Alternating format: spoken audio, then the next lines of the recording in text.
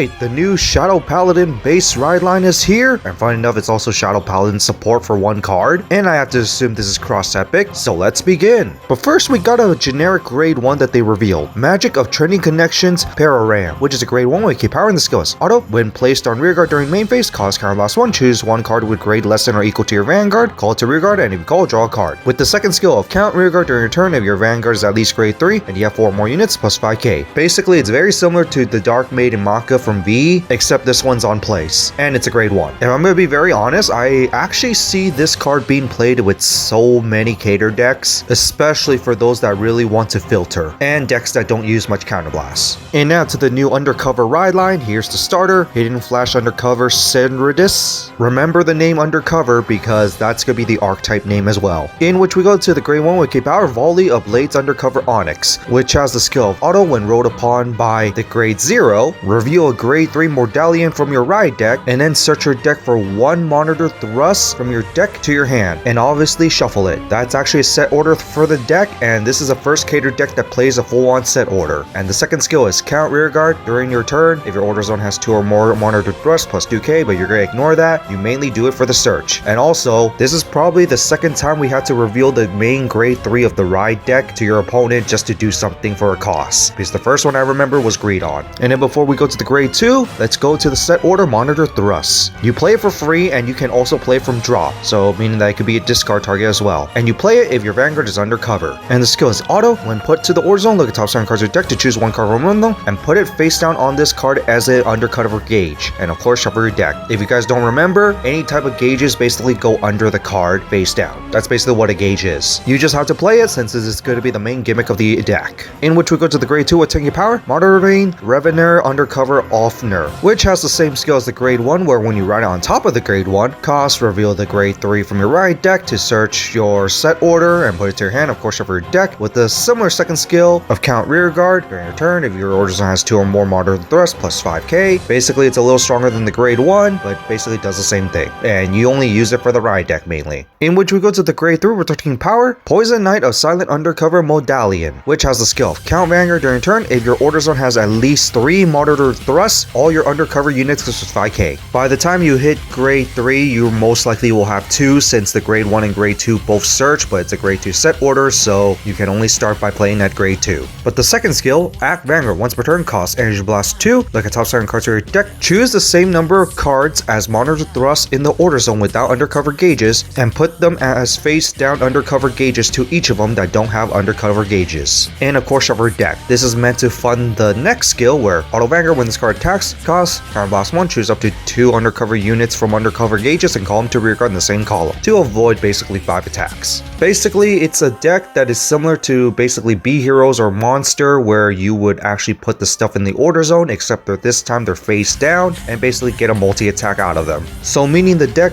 revolves around needing those support units. But honestly it's not too bad since this card can set up its own stuff, while also the order cards can also set up its own stuff, and basically a counterblast 1 for an additional attack isn't too bad either. But really it just depends on its support. In which we start off with Claw of Secret Schemes Undercover Tigress, which is a grade 1 with 8k power, and this goes auto rearguard. At the end of battle that this unit boosts, cost Energy Blast 2, return this back to the hand, okay, which can link with the second skill where auto, when put on Guardian, costs put a undercover unit from your drop zone to the bottom of the deck, and this shield plus 5k. So it's something that you can bounce back to hand, which will happen because you can call from undercover, and it also lets you recycle, which is also very helpful. I could definitely see this being played a lot. And then we go to Knight of Piercing Artillery Undercover Zeus, which is a grade 3 with 13 power, and this goes count rearguard. If your order zone has at least 2 monitor thrusts plus 5k and cannot be retired by your opponent's card abilities, depends on the matchup, but I can see this card immediately being taken out once there's more future support. In which we go to the main one that you want to be running, Knight of Blackness of your Undercover Obskidid. Yes, you heard right, Obskidid. But anyway, it's a grade 3 with 13 power, and the skills Act Gauge Zone. If this card is an undercover gauge, cost Soul Blast 1, call this to a back row center rearguard. And obviously when it does that for a grade 3, it can attack from the middle back row, because the second skill is literally that, where count rearguard. If you have at least a grade 3 undercover unit, and this card can attack from the back row center column and plus 10k, active on your opponent's turn as well. 23k attacker as your 5th attacker, not too bad. And finally, auto rearguard. When this card attacks from the back row center column, if you have at least a grade 3 undercover and your opponent's Vanguard is at least a grade 3 and you did no drive checks during the battle that your rearguard attacked this turn, aka this one,